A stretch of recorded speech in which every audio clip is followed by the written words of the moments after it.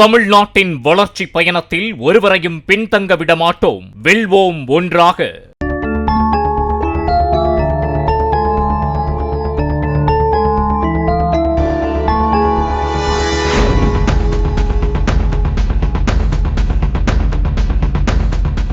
பேருந்தில் பாலியல் வன்கொடுமை செய்ததாக குற்றம் சாட்டி பெண் யூடியூபர் வெளியிட்ட வீடியோ ஒன்று சமூக ஊடகங்களில் பரவியதை அடுத்து வாழ்வை முடித்துக் கொண்ட தீபக் என்பவரின் மரணம் குறித்து விசாரிக்குமாறு கோழிக்கோடு வடக்கு மண்டல டிஐஜிக்கு கேரள மாநில மனித உரிமைகள் ஆணையம் 19ஆம் தேதி அதிரடி உத்தரவை பிறப்பித்துள்ளது.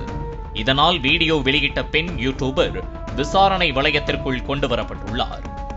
கேரள மாநிலம் கோழிக்கோடு கோவிந்தபுரத்தைச் சேர்ந்தவர் 41 வயது தீபக். கடந்த 18ஆம் தேதி ஞாயிற்றுக்கிழமை காலை 7 மணியளவில் தனது வீட்டில் பிணமாக கண்டெடுக்கப்பட்டார். அதற்கு காரணம் 16ஆம் தேதி வெள்ளிக்கிழமை தீபக் ஒரு பேருந்தில் பயணம் செய்யும் போது பாலியல் நோக்கத்துடன் தன்னை தொட்டதாக வீடியோ வெளியிட்டு யூடியூபர் குற்றம் சாட்டியிருந்தார். இது சமூக வலைதளத்தில் வேகமாக பரவி விவாதத்தையும் விமர்சனங்களையும் ஏற்படுத்தியது. இதனால் மனம் உடைந்து இப்படி ஒரு முடிவை எடுத்ததாக குற்றச்சாட்டு எழுந்துள்ளது. இதுகுறித்து தீபக்கின் நெருங்கிய நண்பரான அஸ்கர் அலி கூறும்போது, இந்த வீடியோ வைரலாவது குறித்து தீபக்கிடம் முதலில் நான் தான் தெரிவித்தேன். அப்போது அவர் அதிர்ச்சியடைந்தார். அவர் அப்படி ஒரு பாலியல் குற்றத்தில் ஈடுபட்டிருந்தால் அவருக்கு அந்த சம்பவம் நினைவில் இருந்திருக்கும்.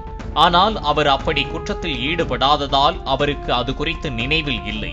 வீடியோ பரப்பப்பட்ட பிறகு அவர் மிகவும் வருத்தப்பட்டார்.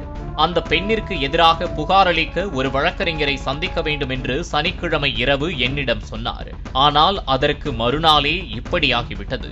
அந்த பெண் வெளிநாட்டிற்கு செல்வதற்கு முன் நடவடிக்கை எடுக்க வேண்டும் என்று கோரிக்கை வைத்துள்ளார். இந்த சம்பவம் தொடர்பாக போலீசார் இயற்கைக்கு மாறான மரணம் என வழக்கு பதிவு செய்தனர். ஆனாலும் தீபக்கின் குடும்பத்தினர் கோழிக்கோடு மாவட்ட காவல் கண்காணிப்பாளர் மற்றும் மாவட்ட ஆட்சியரிடம் புகார் அளித்துள்ளனர். ஆனால் காவல்துறையினர் அந்த பெண் மீது அப்போது எந்த வழக்கு பதிவையும் செய்யவில்லை. இந்த காரணத்திற்காகத்தான் தனது வாழ்வை முடித்துக் கொண்டேன் என அவர் இறப்பதற்கு முன் வாக்குமூலமோ எழுத்துப்பூர்வமான கடிதமோ எழுதவும் இல்லை என காவல்துறையினர் தெரிவித்தனர்.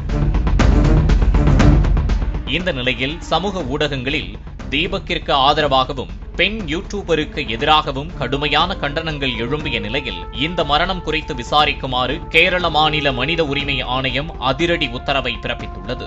இதனைத் தொடர்ந்து அந்த பெண் மீது வழக்கு பதிவு செய்யப்பட்டதாக தகவல் வெளியாகியுள்ளது.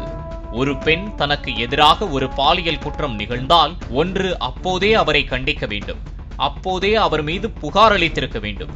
எந்தவிதமான சட்ட ரீதியிலான நடவடிக்கையும் எடுக்காமல் லைக்குகளுக்காக ரீல்ஸ் மோகத்தில் எப்படி செய்தது உள்நோக்கத்தின் அடிப்படையில் செய்ததாகவே தோன்றுகிறது என யூடியூபருக்கு எதிரான கண்டனங்கள் அதிகரித்து வருகின்றன.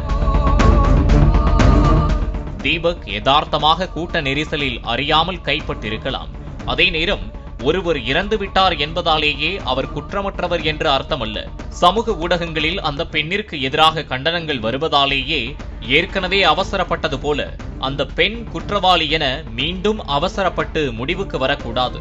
பேருந்தில் உள்ள கேமராவில் பதிவான முழுமையான காட்சிகளை வைத்தும் அந்த பெண்ணிடம் நடத்தப்படும் விசாரணையை வைத்தும் தான் முழுமையான முடிவுக்கு வர வேண்டும் எனவும் இன்னொரு பக்கம் கருத்திட்டு வருகின்றனர் இணையதளவாசிகள். தமிழ்நாட்டின் வளர்ச்சி பயணத்தில் ஒருவரையும் பின்தங்க விடமாட்டோம். வெல்வோம் ஒன்றாக.